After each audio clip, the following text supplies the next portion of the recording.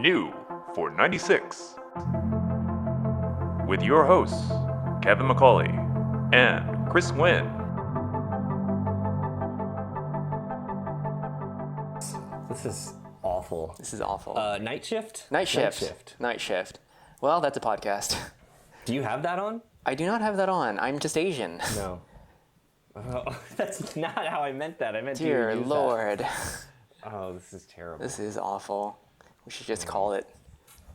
Yeah. Well, that's a podcast. That's a podcast. Ugh. So, I guess this is a special edition podcast. Kevin and I are recording from remote locations. I'm at the normal recording studio in Montrose, Houston, Texas. Kevin is in Dallas, where his home resides. His house is actually in Houston, but it is past 2 freeways from me, and so I consider that the northernmost part of Texas, basically. You seem displeased. Just because I have a farm and a gravel driveway that leads in several acres. You have like 4 animals inside your house. 4 animals? Yeah, you live in a barn. Yeah. I mean, they're cats, but whatever. Yeah. Barns have cats. Cats have barns. That too. I think that's how it works. Oof. Yeah. So I'm watching Kevin through FaceTime, and he vice versa. And he has cat, like he did have a cat in his hand just earlier. Co-host, which one was that? That was Riley. That was Riley. I can't tell the difference. They all look the same to me. He's orange. I guess. What's the other one? This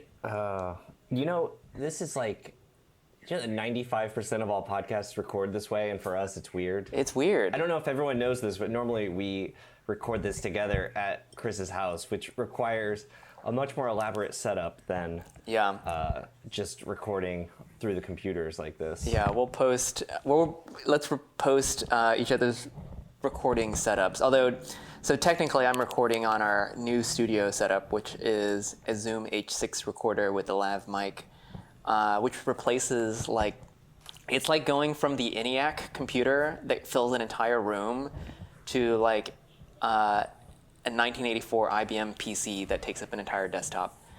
Because this is so much more efficiently sized. Hopefully the quality will be the same. And this is technically not the first podcast that we have recorded on this device. We had a previous sesh. But why don't we ring in the pod?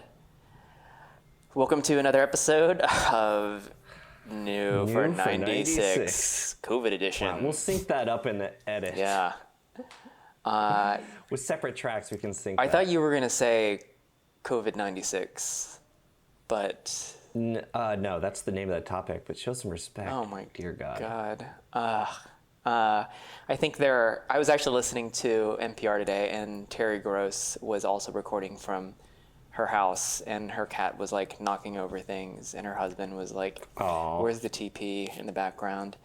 And actually, she was interviewing Mark Maron, who records from his home. The garage. Anyways, yeah. But yeah, so we are recording remotely. This works out fine. We're normally face to face. I think the audio will probably be okay, or maybe you'll just sound like a call-in caller. We should have callers call in live.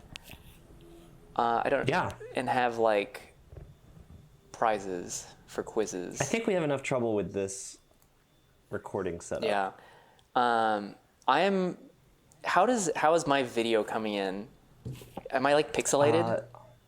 Yeah. Okay. You're extremely pixelated for some reason. It looks like you are filming through the Logitech eyeball camera from 1999. Oh my God. How did you do that? There's a little rotate. Oh my God.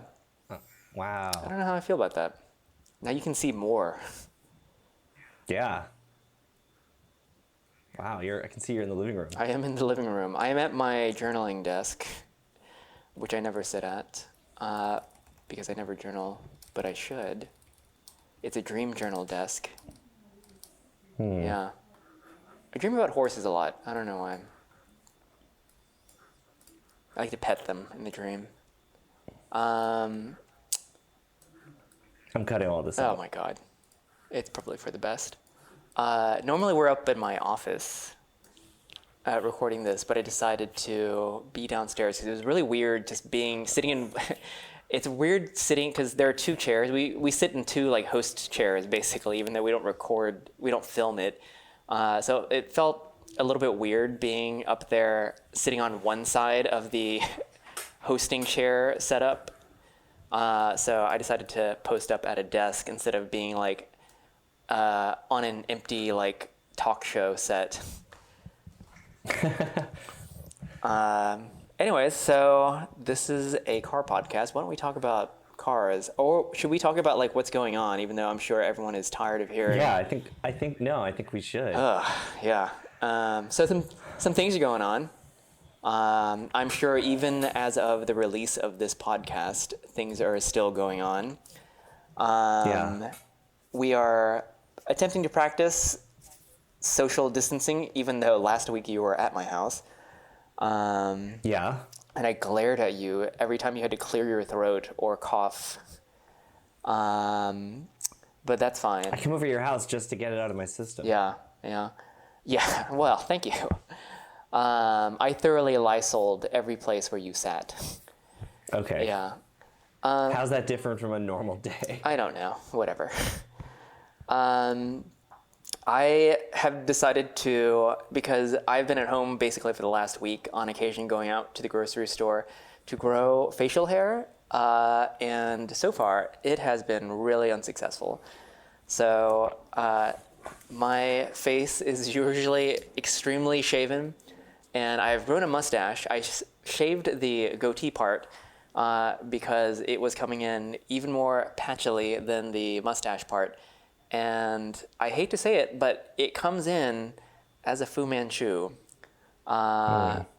meaning mustache without the center, and then a little bit of the soul patch, and then just under the chin. So I am not a prime candidate for the rugged, manly look, I'm afraid. You should just let that grow in. Yeah. Naturally. I have let it, this is like a month in. It's been a weekend. And it's, Kevin, what do you think of it? Can you see it? Looks, yeah. Before, you commented how you thought I had cookie crumbs on my upper lip, and I went closer to the camera and showed you it is actually a mustache. Yes. The pencil work is very good. Yeah, thank you. It actually, because I have not, improper form when you start working from home, you know this. I have not showered today or yesterday, and the combination of that with a badly grown mustache is really terrible. So we will not be screen capping this, even though Kevin has been screen capping non-stop for the last 10 minutes.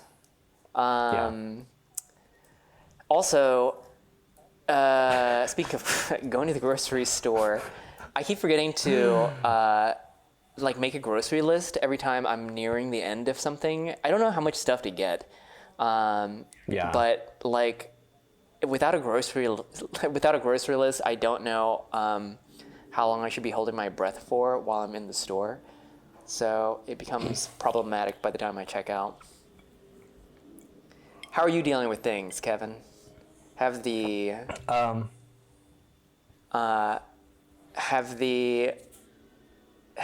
cats grown tired of you being at home all the time? No, they kind of just hide and will hang out on the bed or something. I don't know. They're fine. Everything's fine. It's not.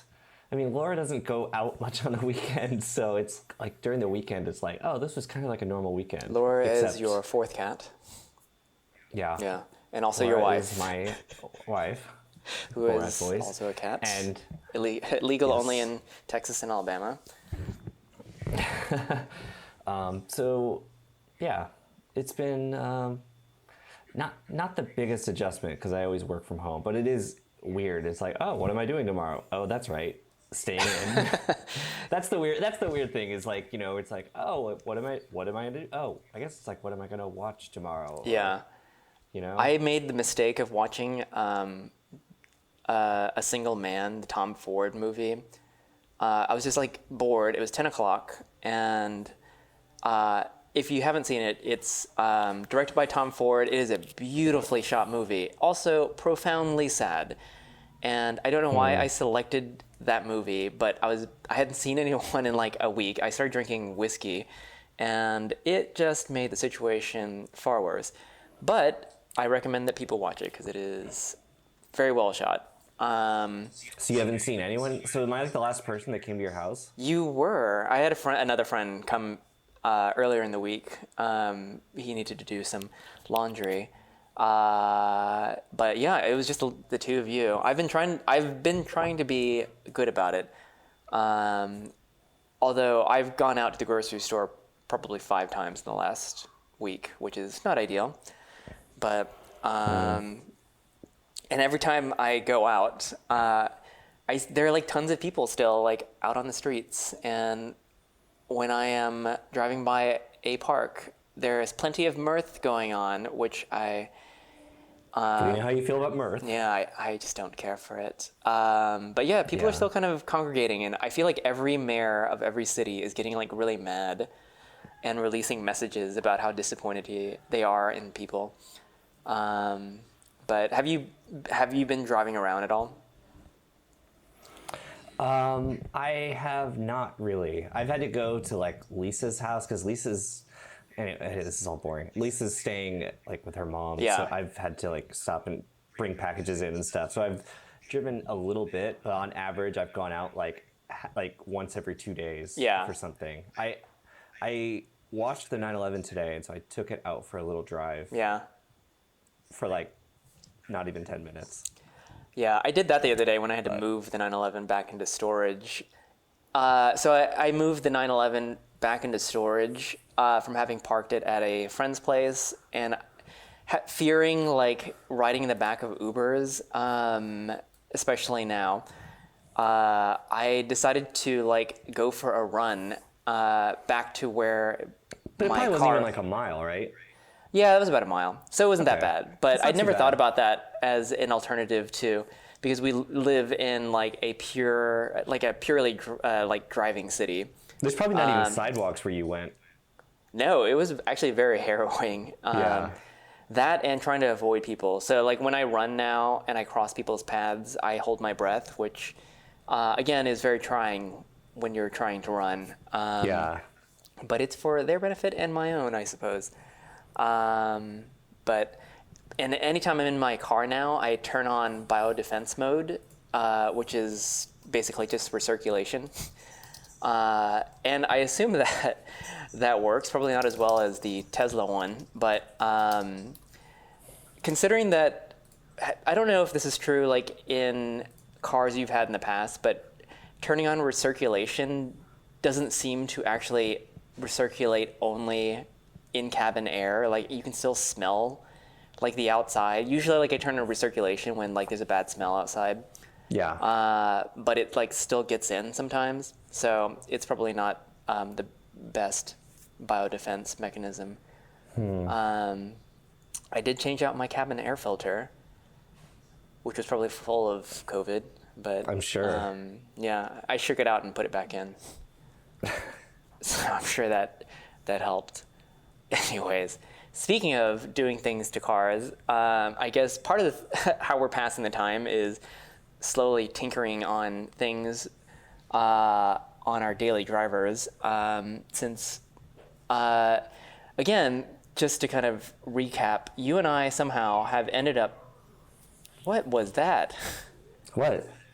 Was that a cat? No, I don't think so. Oh my God. I just heard like what sounded like something terrible was happening back there. I think that was at your end. I didn't hear that. Oh my god. You have noise canceling headphones on. Yes. Yes. So you and I somehow, to recap, have both ended up with early 2000s Lexuses, both silver. Both cars probably originally designed in the 90s. And I guess you and I are kind of refurbishing them. These are supposed to be, by the way, the original intent, if you will recall, for both of these cars, you with the IS300 Sport Cross and me with the LX470, is that they came in good but less than perfect condition. And they were supposed to remain that way so that our lives were stress-free. But we have slowly been reconditioning them and doing things to them which is counterintuitive to the intent of these cars. That's correct. What did you do to the IS? I don't think we talked about the suspension. But it has shocks and springs. Oh, yeah. Sportier. Explain. Like, what did you have put in there? It's the Coney yellow and I thought you were drinking straight out of the bottle. It's the Coney and Eibach setup, and anyway, I had to. You slammed it. It had to, not quite. I had to order everything separately, and because it was all on back order, but it went on. I'm mostly happy. Yeah. But other things in the last just like 2 days. That was like a month ago. Yeah. In the last 2 days, I fixed my wiper motor, my washer fluid motor pump thing, but it was actually just the fuse. Oh, damn it! What? You and I were supposed to work on that. It was supposed to be a highly complex operation. I know. I was so delighted that it was just the fuse. So yeah, I fixed the washer fluid pump, and I fixed the what else? I polished up the fog lights because they were very like fogged. And the little taillights on the trunk lid were also a little bit hazy. So I polished those up and then waxed them. And I was going to put on a splash shield, and I had purchased the wrong connectors. So I spent like 2 hours this morning looking at diagrams and buying fittings and connectors and things. And so like the skid I'll have that. Like the skid pad. Yeah. Very nice. So hopefully, when I have that on, maybe I'll get an extra 1 mpg, bringing me up to 17. Hell yeah. Is that combined? Yes. Well, the MPG meter on the LX is reading 10 at the moment, but I think that's ambitious. No, I think I averaged it. And I think I was getting 15.5. Okay. And that included like highway? Some of that was highway. Yeah. Damn. That's still like better than what I ever got in the Cayman, the wagon. I think the only car that I had in recent history that was like mildly gas efficient was the GTI, which I think But you have like no highway driving. I have like 0 highway driving. I think my like the on the trip meter, like my average speed is 13 miles per gallon or 13 miles an hour. So yeah, probably not ideal. And in the Celsior, I'm pretty sure I get less than 10. But neither here nor there. Yeah, I've been tinkering with the LX a little bit as well. In fact, before the podcast, and this is not like nothing like necessary or even functional. I spent like an hour trying to install the factory Sirius module, and I got it all wired up. It's like 3 different boxes that you have to install. And of course, as soon as like everything is all in, I get like an error message on the nav screen. So it is not done, even though it's supposed to be like a super easy install. It sounds very complicated. It's really stupid. Anything that I do, like I'll read it. It like is 3 steps on a forum, which are the instructions, and then I will somehow spend like 4 to 6 hours actually to get it done because I've messed up at least twice or thrice when doing it. But otherwise, I also installed like a Bluetooth audio streaming thing on their box module, which actually works flawlessly and like takes care of basically. That's all I ever need in a car now. I think I could not survive. I think I would be very unhappy with a car if I couldn't stream Bluetooth. Like if I had to plug something in to use all the time, that would be severely annoying. Because I used to have to do that with the E90, my first E90, and I ended up getting a Bluetooth module that worked with the head unit for this last E90, the E91, and if just the ability to get in and out and not have to plug anything in is amazing. Which is why I agree. Yeah, even though this is counterintuitive to your dislike of smart key systems, or at least your thought that they do not improve your life, but I think smart key systems shave precious seconds from your drives that would otherwise add up to years of having to insert a key and turn. Anyways, I've done a few other things, and I can't remember. I mean, we changed out the headlights on the car. Yeah. I don't think did we talk about that? I think we just posted about it. Yeah, so we changed out the headlights because they were not just fogged, but like had all these stress cracks. Like, so you couldn't even polish the thing out if you wanted, but they were cataract beyond like use. And they had water in them. They had water in them, like a lot of water, not just like condensation. And then we changed up the hood struts. Here's the thing: is that like the car doesn't really have needs. This is at this point again just refurbishment of a few things here and there. I say that though, I forgot that when I bought the car, and I got it at a really good price. I did take it in for like a pretty long list of deferred maintenance, or just like preventative / deferred maintenance. So after that, it does not have very many needs. But the next project will be taking off the running boards, which I think will like greatly improve the aesthetics of the car. It will look much less like a mall crawler and more truckish. That'll be cool. It'll be cool, but I already look pretty inelegant getting in and out of it with running boards, and now I will just look like I'm climbing a wall, legs dangling out the side of the car each time I get in. But I'm willing. When you take the running boards off, I'm going to sabotage your wiper blades in the night, so you have to replace them, and I can watch you try to replace the wiper blades without the running boards.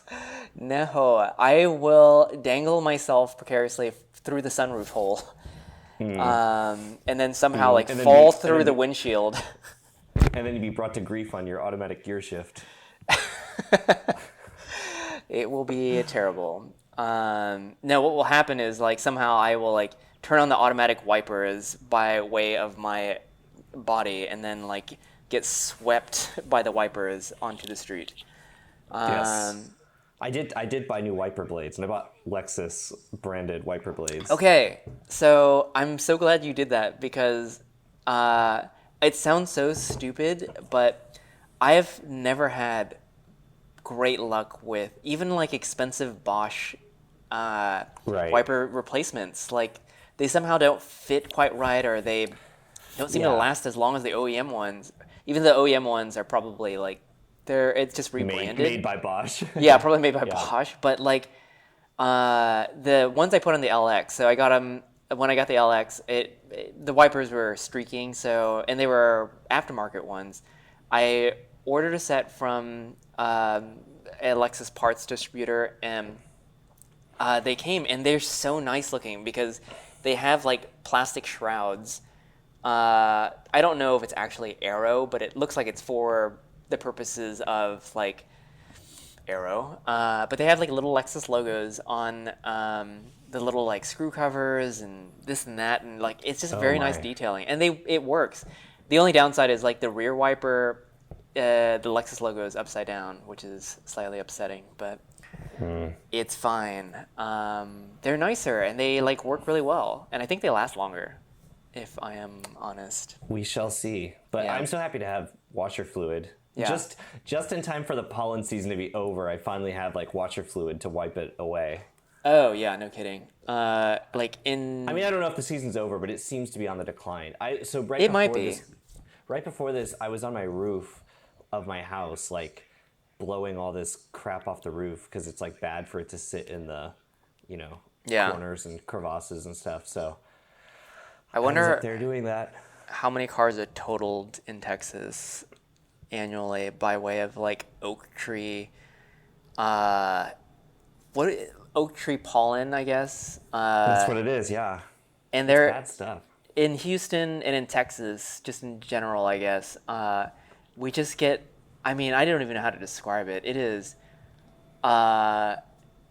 alarming how much like pollen comes down. Like your car turns a shade of green. And if you don't move it for a few days, it is covered. It's like snow, basically. Yeah. It is thick. So I can only assume that like if you leave it long enough or you let like water drain through or like get it wet, it turns into like paper mache and clogs the innards of your car. Your hood and like roof surface, like it can like it won't accumulate so much. Like not the pollen, but like the little fuzzy things, the little barnacle things, the things. Semen, tree semen. They don't accumulate as much on like the flat surfaces, but like where your wipers are, like that area, like it becomes a mountain of this stuff. Like you have to like clear it, like it's snow. I usually like leave it there and then drive off and let it blow off in the wind because I'm so afraid like it's gonna be slightly moist and I'll turn on the wipers and then my windshield will just be like a green smear. But I'm sure it is just fine. But yes, it's like snow, basically. I mean, I feel like we should have some sort of like shovel or scraper to get it all off the car before we drive off, before sheets of it like flies off and endangers the car behind you. But it is nearly that bad. It is. And the streets, like if you like, some of my neighbors are good about cleaning it up, some of them are not. And like in front of people's houses, like it is just like mounds. It's literally just like green snow. It's just like piles and piles of it. It is extremely annoying. Yeah, it's not good. No. But anyways, what else we got going on? Well, I just got back from the trip with Daniel and the E38. Should we talk about that or do it another time? No, we can talk about that. Okay. So it's like I feel like it was a lifetime ago. It was like I got back like I guess it was 2 weeks ago. Yeah. I have no sense of time. No, I know. I mean, which is strange because that's what I've been telling people about working at home is that it's like one long, unending week. Like I don't know where the week begins and ends especially because anymore. you're probably working on the weekend even more than you would normally because it's like you're not going out. Yeah. Is that right? A little bit, yeah. So it's very strange. Like working from home has its. We don't have to go into this because I'm sure like everyone is doing this now, but it is such a weird transition. I'm sure like once you get into the rhythm, it's fine, but like getting into that rhythm is really weird. Anyway, so you just came back from a trip, another road trip with friend of the podcast, Daniel Sloan, who lives in Portland, Oregon. Yes. Yeah, his E38 BMW 7 Series was here in Houston at his mom's house since Christmas time, and he needed to get it back to Portland, so he was in Austin for work, so I drove up to Austin in the car, and then we took like 4 days driving from Austin to Portland. Nice. And then I hung out in Portland for like a day, and then I flew back and tried not to touch my face for 6 hours straight. Yeah. It was so weird because when I got home from that flight, like I I went to the mirror and like I have like hair product. I have like hair product in my, like in this morning I put in like a hair product when my hair is wet, and the end of the day it was still like completely rigid. Like, normally it works its way. Like I run my fingers through my hair or something, but this like my hair was still like just dry from the morning, like at the end of the day, because I didn't touch my face or my hair the entire day. But anyway, that was the flight. That's not important. But, did not know that you actually wore hair product. I thought that you just slick back your hair with the natural grease that your head forms. Oh, it's Porsche grease. Yeah. What did we do? We started in Austin. We went to Tucumcari, New Mexico, which was like a cool, like, basically like from the movie Cars. Like, it's like this town that was bypassed, like a Route 66 town that was bypassed by the interstate. And so there's like 24 really cool motels, and most of them are out of business and closed and have cool signs and stuff. Like, it's just, I don't know. It's an interesting place. And then we went to Arizona. We went to Horseshoe Bend, which is like a cliche like canyon river spot. And then we drove up to the extraterrestrial highway, and we saw Monument Valley also, which is nice. Cool. So wait, are these things that you have seen previously on past road trips, or is this like... No. So actually, like these were all new to me. Daniel has seen like everything in like the entire Western United States, it seems like, but this was all new to me. I had wanted to, because I said, like, what if we went, it was the first road trip we did back in 2016. I'll post the Road and Track article, but in his M3, we went from Houston, like, all the way to Arizona and California, and then we went up the eastern edge of California, and it's so beautiful there. Like, it's so empty, it's so sparse, so remote, but and you go in the Sierra Mountains on that side are so pretty. Like, it's really cool. And so I had said, like, what if we kind of did that again? And Daniel was like, I don't know. It adds like 6 hours to the drive, which is kind of a bit, especially to see something we've seen before. So the straight shot from Austin to Portland is to just like diagonally go through like Colorado, Utah, like Nevada, and into Oregon. But we went a little bit out of the way, but not too far out of the way. So it was good. Like I said, those were all new to me.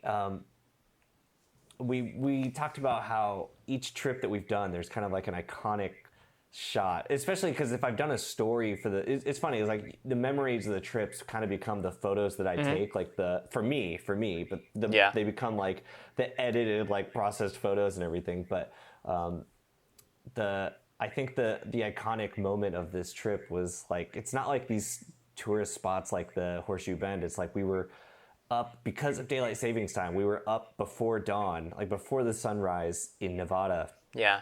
I just saw this like incredible sunrise and these like pink mountains, and the car looked amazing. And it was just like, we pulled over and just watched the sunrise and took all these photos. And it's like, that's like the moment, So that's what you remember. So it was cool. So I'll have some pictures up and everything soon.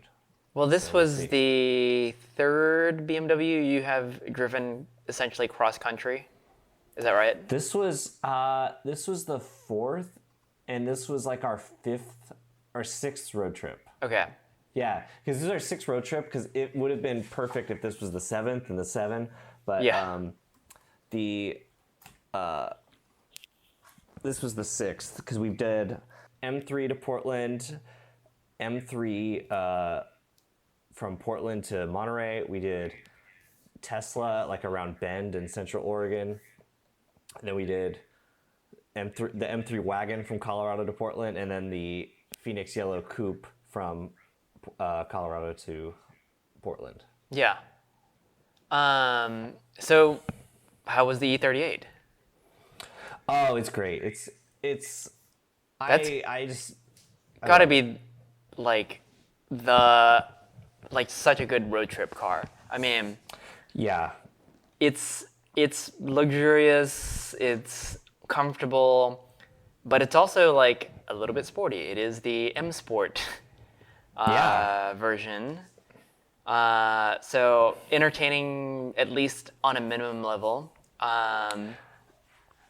Exactly. It's like the amount of controls on the seats are pretty amazing. Like the amount of adjustments and everything. Like it makes it's like a very 69-way seat. Exactly, and just you've got so much room. Like you have so much leg room, not just like depth, but also like width and everything.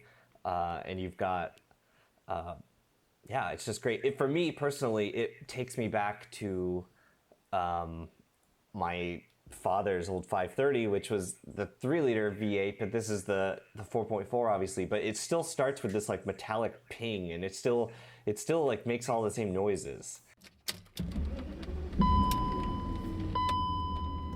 When you start it up, and just also how this motor, it's a quiet engine.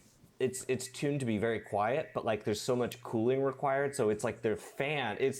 If you're outside of the car and you hear it drive by at idling speed, it just sounds like a vacuum cleaner going by. Like there's so much air moving through. I don't know why that is. I don't know. And that is like an iconic thing of that BMW V8 experience. Very much so. The metallic great. ping might be the Nickel cylinder sleeves slipping and destroying the engine. Well, probably. Yes. Not on this car. On the 530i that you were talking about, the E34 530i, that was the big issue on those cars. I told you that on my dad's, the dealer replaced the block. Yeah. I don't. Were they? Warranty. It was Nickel cylinder sleeves, right? No, that's what they installed. No, that was what it was. I don't know what they did, but the problem was that like our fuel in America was too high in sulfur, and they didn't account for that, and so it like corroded it, and very early, I guess. Yeah. So. I mean, like, chances are if you buy one of those, like an E34 530i, although there is not a high reason to do so, because it's such a weird. I mean, it's neat that it's a 3-liter V8, but I don't think it was necessarily a performer. It was just like, literally, the purpose was that it was a V8. And that's it. But chances are if there's one that's surviving now, that it has had, like, the issues, cap T, the issues taken care of. But still, the problem is that you have all the problems of a V8 90s BMW, but without like the performance. You actually don't even have that V8 badge. You've got like what most people would assume is a inline 6 badge. But yeah, no, the E38. I mean, the E38 is such a cool. Like it's that to me is the 7 Series. Like. Not the cars that came before it, not the cars that came after it, certainly. Like, that is the 7 Series. Obviously peak. Yeah. Obviously the last, just purely good BMW design. Yeah. Well, and it's like, I mean, we would go to these amazing locations and landscapes, and as is always the case, I would get out and, like, look at the car, because I'm like, oh my God, like, look how good this car looks here. You know, it's like that. It looks so good. There was never, really like... I can't even think of like an offensive like trim level, like as in like because they had it was what 95 through 2001, I think. That sounds right. Yeah. Yeah, and might have been 94.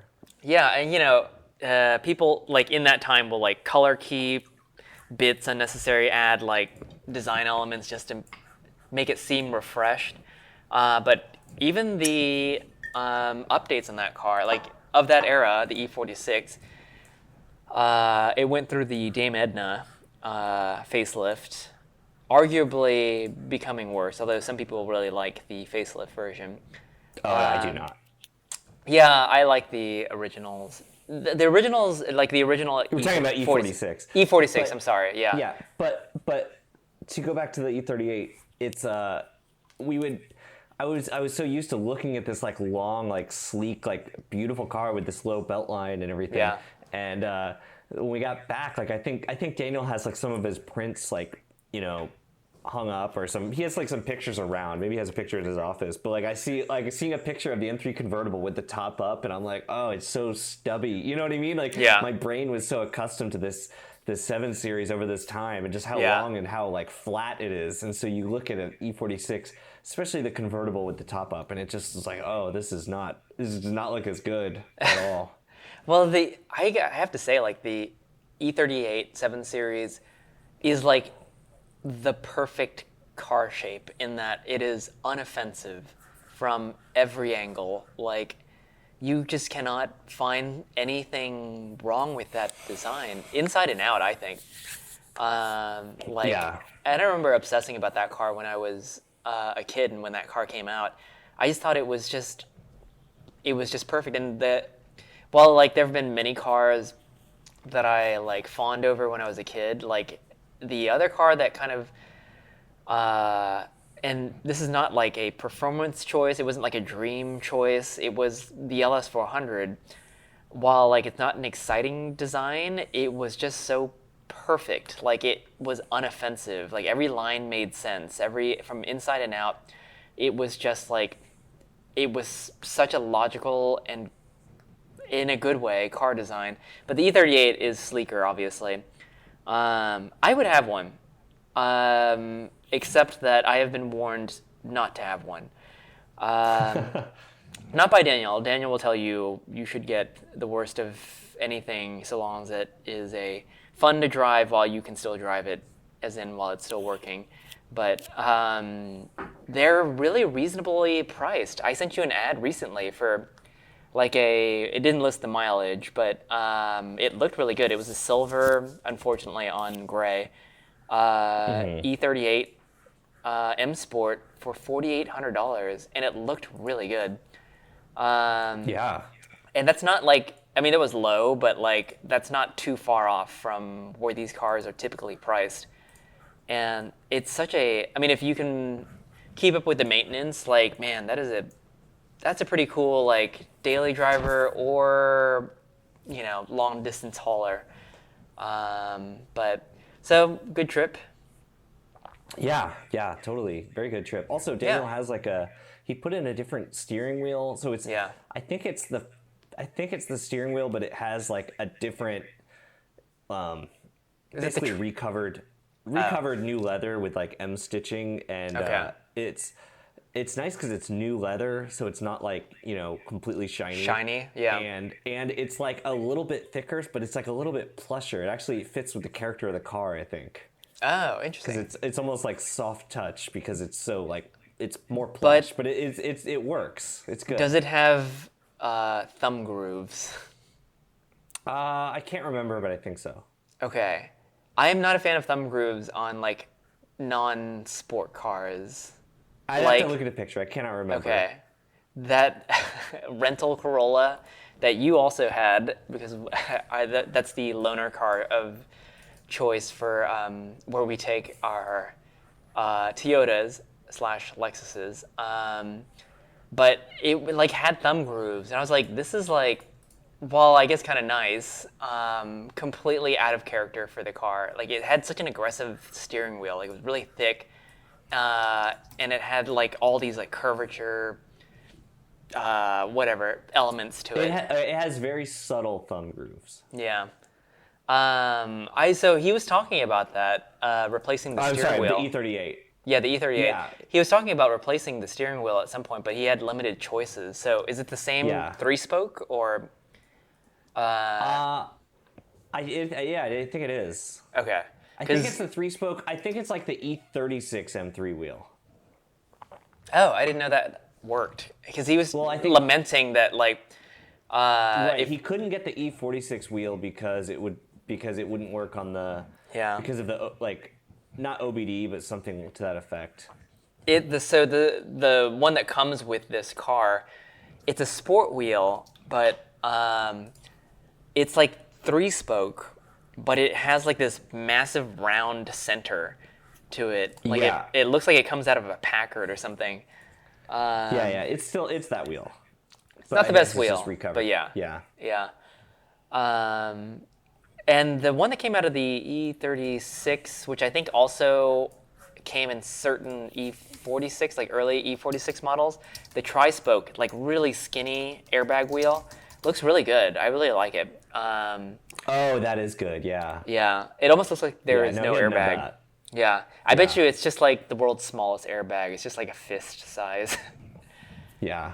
That's the only way they could make it work. But, well, cool. Another road trip tucked away.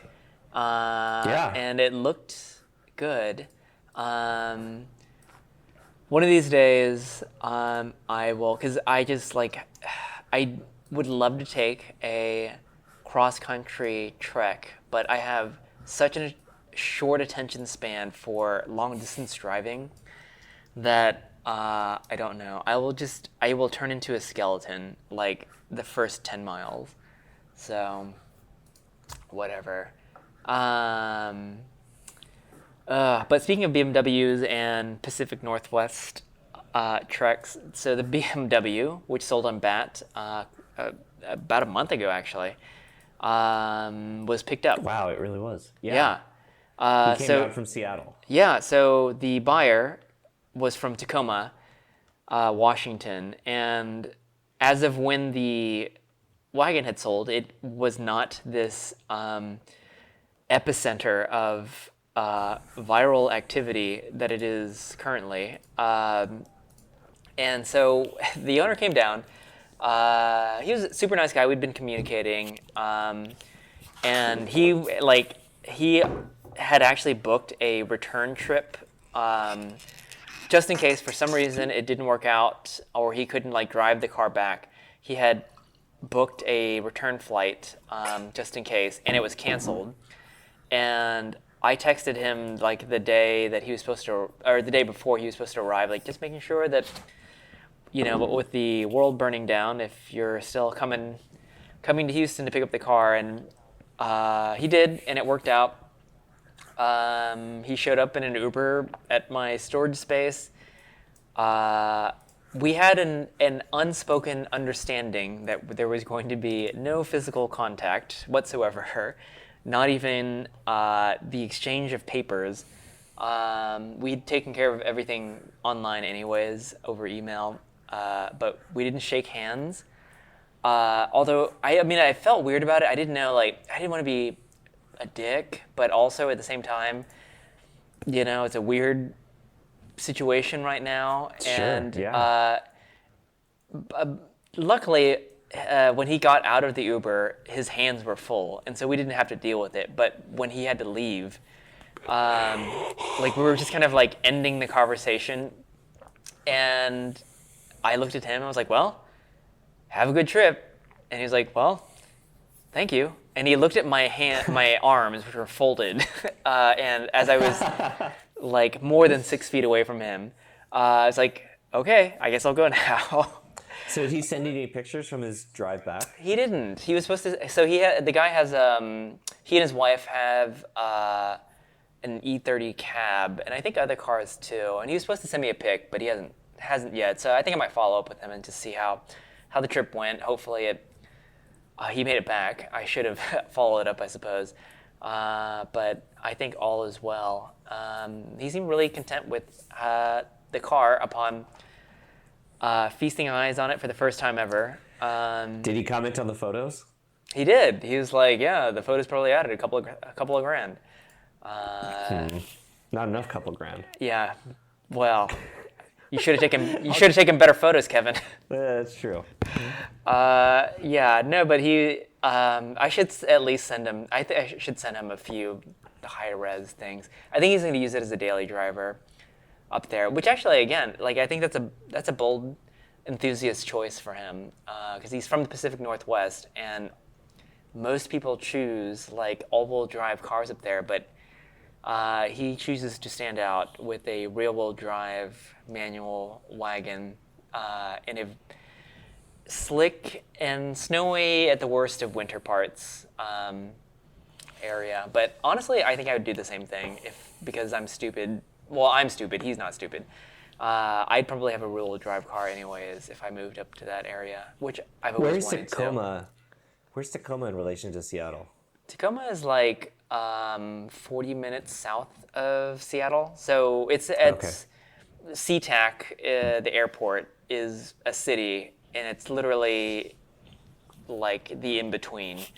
Although it's more Tacoma located than Seattle in between. But yeah, so Tacoma is it's basically like the same. When you go to IAH in Houston, you're going to Spring, Texas. Are you? I don't know. I think it's Humble or Spring. Humble or Spring, yeah, something like that. Anyways, you're going to a different city, but it's 40 minutes away, so it's kind of like the equivalent of our like large international airport. But yeah, no, I applaud the guy for, I mean, like that's the thing, right? We do not have experience with the seasons here. And so rear-wheel drive is no problem all day long. But like the word on the street is if you have good winter tires, you can have a non-all-wheel drive vehicle and you will be fine. I mean, people do that for decades. Yeah, I didn't even mention centuries. That when we were in Nevada and we had to like drive up we had to cross a mountain pass, and Daniel knew there was a chance of snow because it still was, it's March. Yeah. So Daniel knew there might be snow, and he had checked the weather, and there was a storm coming in like the evening. Yeah. And it's like 2 or 3 o'clock, and we're heading up this mountain pass. Yeah. And again, like we knew there was gonna be weather, but we start seeing like trucks coming down the other side, and they've got like shelves of snow on the windshield. Yeah. And on the front bumpers, and we're like, oh no. And so we get up to a certain elevation, and it's like really snowing hard, and it had not been plowed or anything. And we're driving, and it's just like a thin layer of snow on the road. It wasn't crazy, but I mean, it was really coming down. So if we had been like an hour later, we would not have been able to get through. But it was fine. But the car was on like Pilot Sport all seasons. Oh wow! So they're not. They're not great. Not great for this. I was about to say, yeah. But it worked out. So like we got lucky there. But it's crazy. Yeah, you and I don't think about that sort of thing. Like ever. Yeah. Yeah, it's a real thing that you can have your travel plans completely derailed by snow. Like it was so weird. We get to the top of this pass, and then it's like on the way down, and we're like, okay, like, well, we made it to the top, so the way down has to be better. And it was about the same, but we get to the town, and we filled up for gas in the town, but the town was like near the summit of the mountain, so it was bizarre. It was a tiny, tiny little town, but we filled up and got out of there, like almost got stuck in the parking lot. That's what always happens with snow and ice. It's like you'll be in a parking lot. That's where you're gonna get stuck.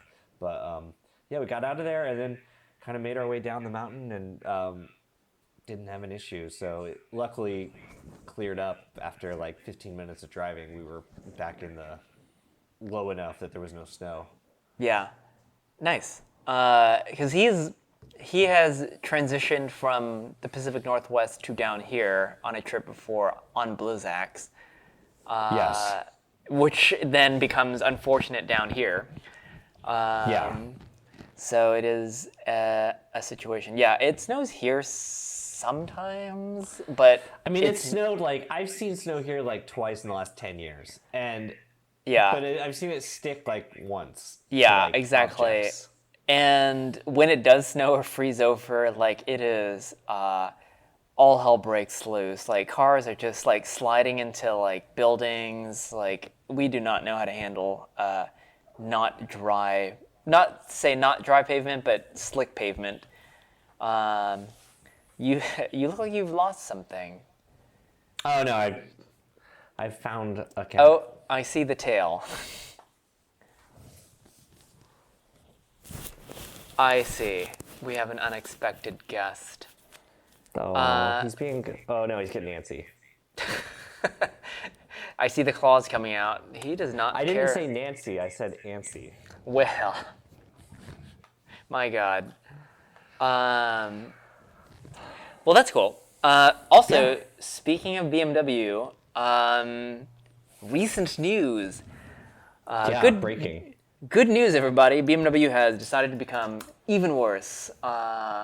So, Kevin, you also make your career as a graphic designer, and I also am involved in graphic design, and we have opinions about branding, especially when it comes to cars, and BMW has decided to update their brand.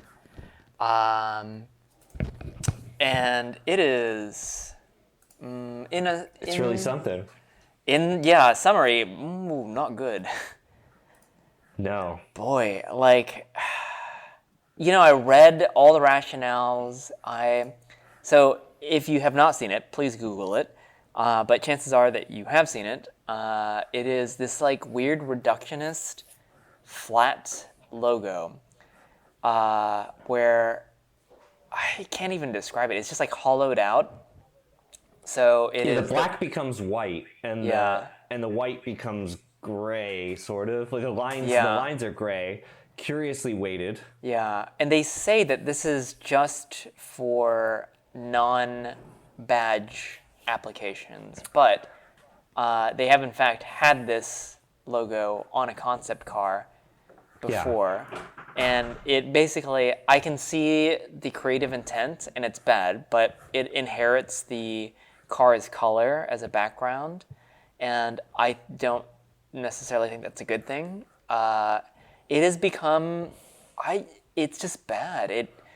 It loses shape and form and like preservation, I guess, meaning that it can sit on anything and it be recognizable. But now it's become this secondary element, much like the kidney grills,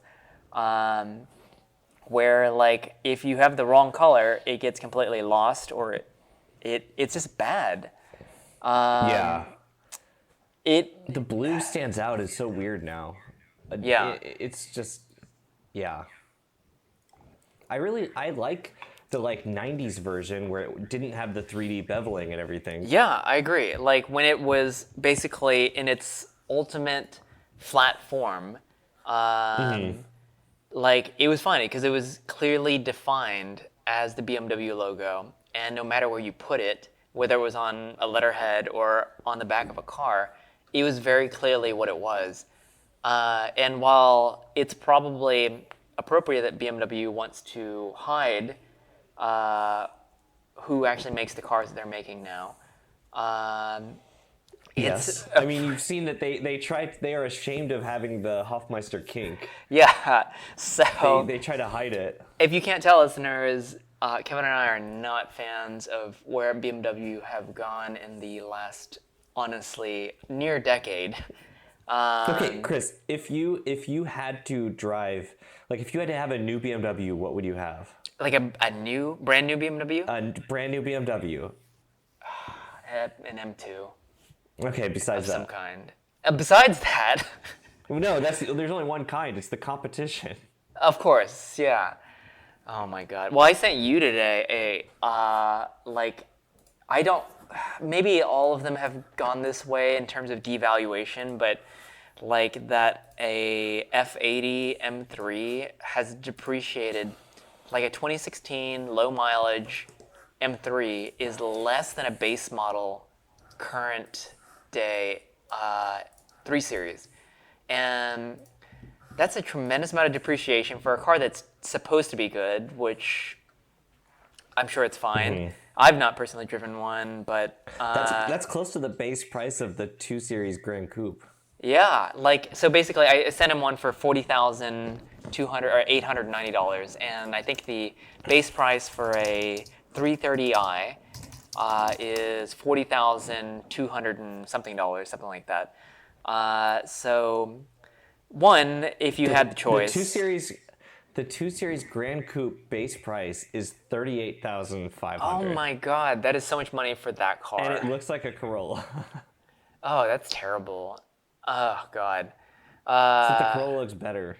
Yeah, and that's the thing. Toyota is actually headed, and that's why we've jumped ship. We have gone Toyota, oddly enough. But yeah, so we are not fans of current day BMW.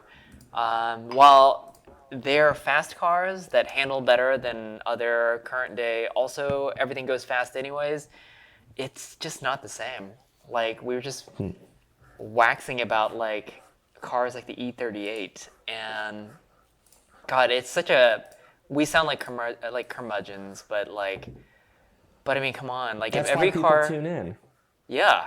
But I mean, like, if every car essentially feels the same, electric power steering, go fast 2-liter 4s, like, I mean, granted, it's an inline 6 turbo, bi-turbo, for the M cars, but they all kind of feel the same. Like, Well, it's all... when they said with, I think it was the current M5, they said, well, when you have 600 horsepower, you need all-wheel drive to control it. And I'm like, you are so close to getting it. You are so close to getting it. Like, Yeah. You don't need 600 horsepower. Like this should be about the handling. It should be about the balance. Yes. It should be about the feel. You don't need 600 horsepower is No. the point. But they do not grasp It is that. like... Because you got to keep up with the AMG and the RS4 Right. and 6. BMW is no longer a... I mean, like, but this is every brand now, I guess. Like, it's a brand of specs. Like, you're just selling specs. You're not selling, the sensation of driving anymore.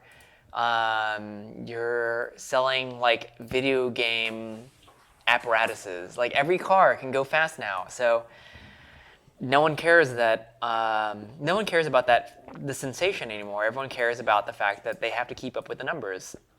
Yeah, but I mean, So- none of these cars matter. It truly is an SUV company that It makes is. a couple cars. Yeah, exactly. Because nowadays you're more likely to see an X4M or a X5M, everything but an actual M, like coupe, sedan, etc.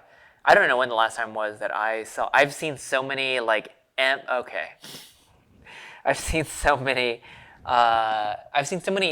I can't even tell anymore because also the trim packages for like M Sport and like, what is the point now? I applaud the person who is willing to spend either the money to buy or the extra money to lease an actual M car over an M Sport car because they, one, all look the same, and the person who is buying or leasing that probably doesn't care between the performance differences of the two cars, which are probably minor at this point.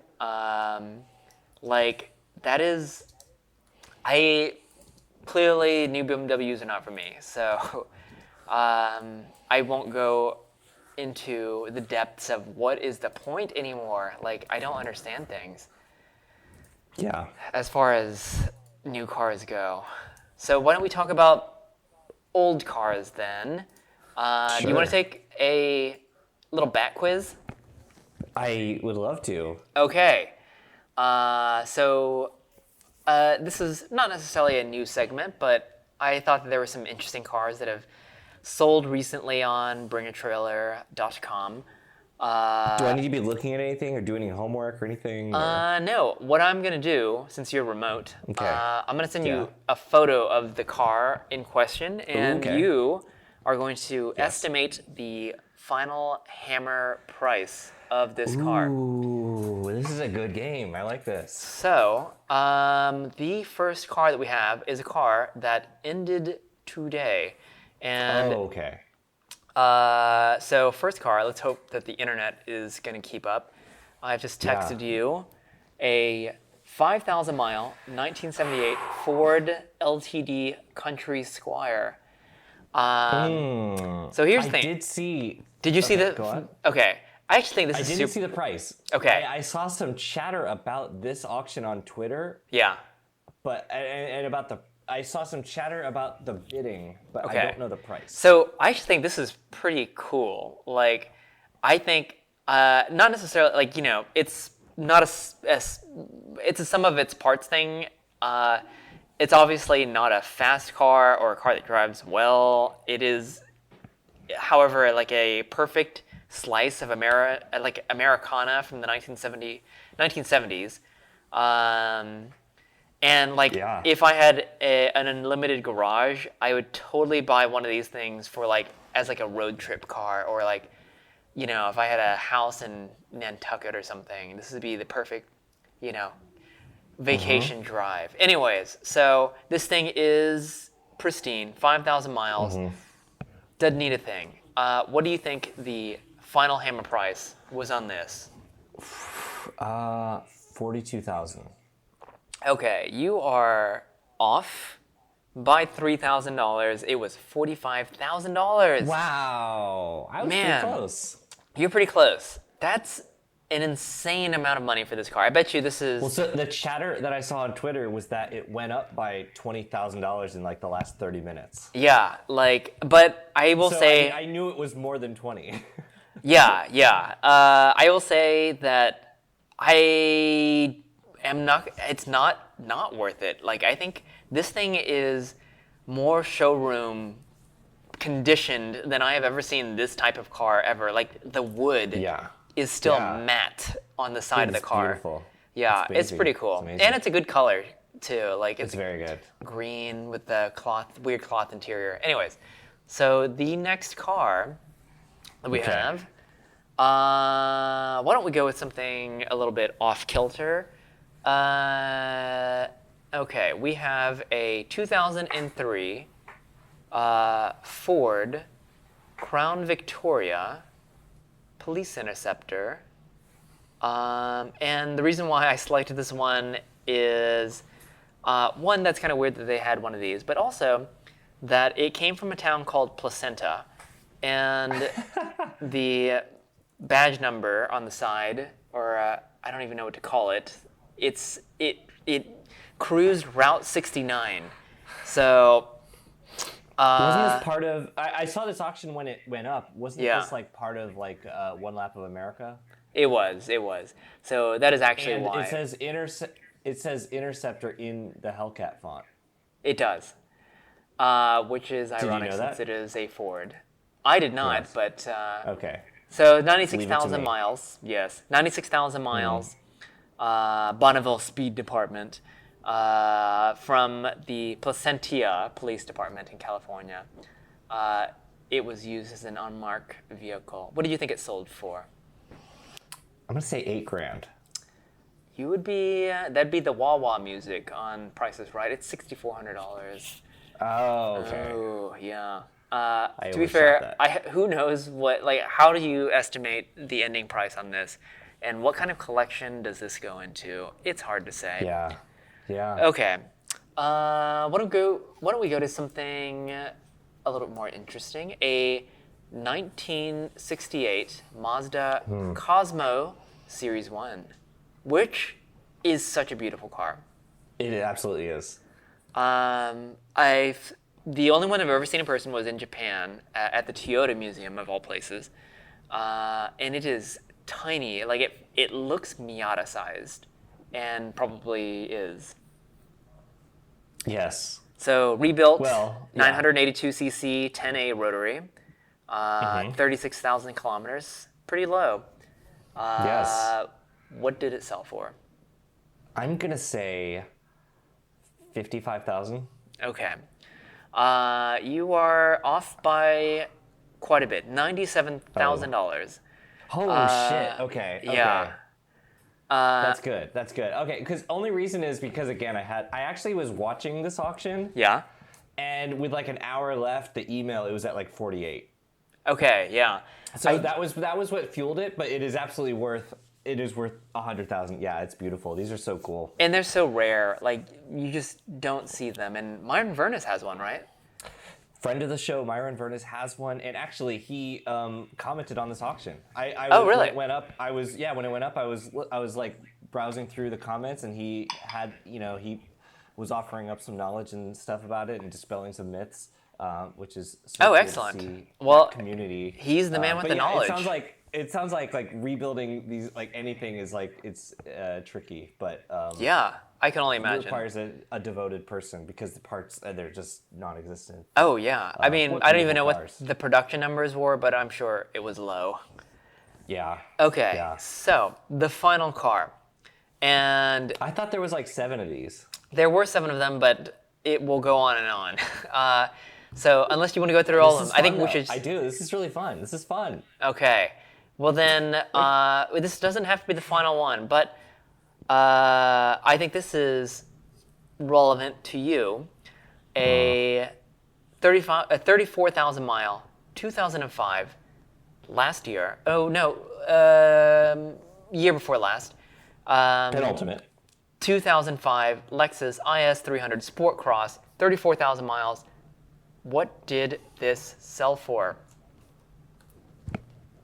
I think it was wasn't it like $9,000? I believe that you have been searching through regular classifieds too long, because this sold for $13,750. Okay. More than when it was new.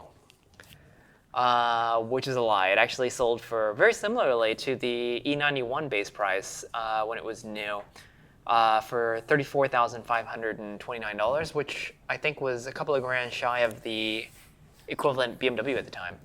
So these really were kind of like competitors, even though they were slightly different generations. Okay, we'll go for one more. Why don't we go for an in-between?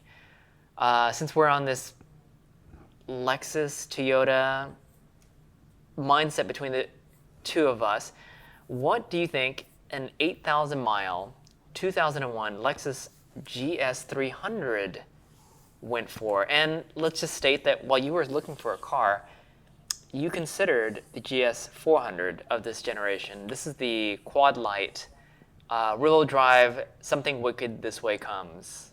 Lexus. Yes. Your LX has an homage to these headlights. Mm-hmm. And mine has an homage to the taillights. It does. This is the in-between car. This merges our generation of cars. What's the numbers on this? 8K miles. 8,000 miles? What the 8,000 miles, and it is as pristine as you think it might be for 8,000 miles.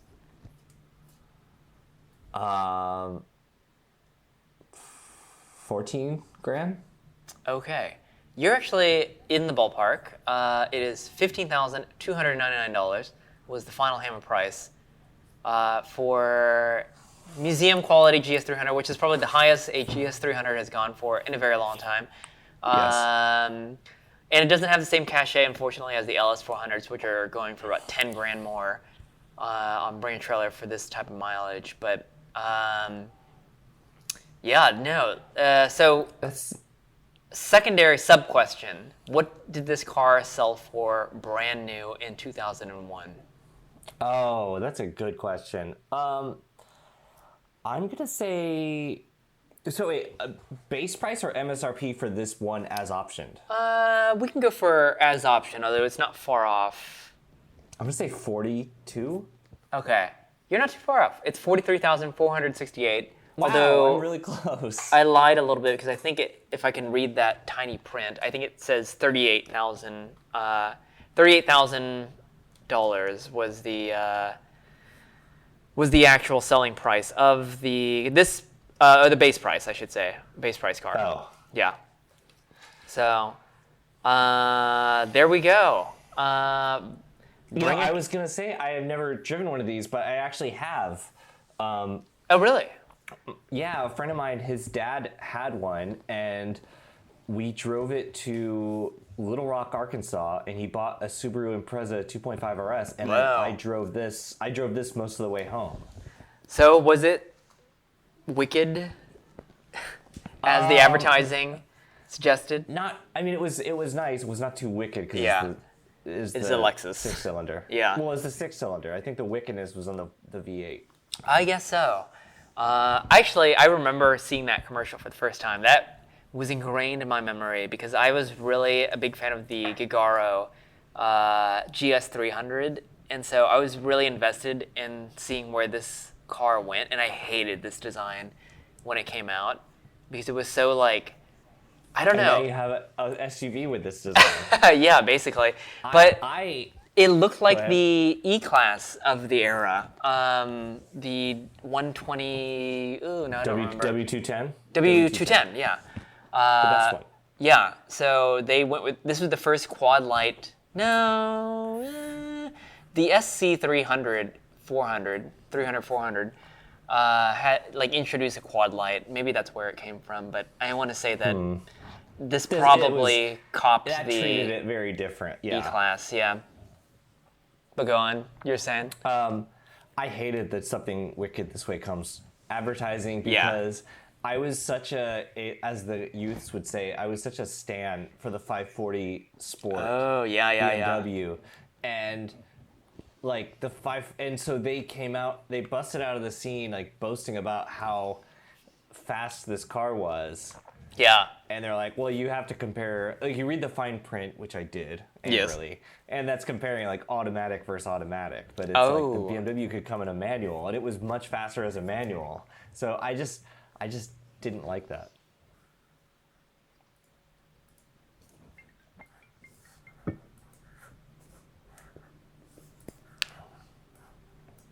Hello? Yes, I don't know what happened. I don't either. Okay, so restarting. Yeah, it came in a manual. Yeah, the BMW came in a manual. This one did not, and that is true. So I just did not like that advertising. It was too boastful. What do you think the 0 to 60 was on this car? The GS 400, I'll say. The 400? Yeah. The 400 was like 5.8. Ooh, you're pretty close. 0 to 60 in 5.6. Yeah. Okay. I Which was right around there. Was impressive at the time, especially for a Lexus. The 540 manual BMW was like 5.2. That's pretty impressive too, also of the era, just considering how heavy those cars were. I mean, although I guess they're heavier now, but yeah, no. I did not keep score, but you're pretty. I would say 9 out of 10, 8 out of 10, 7 out of 10.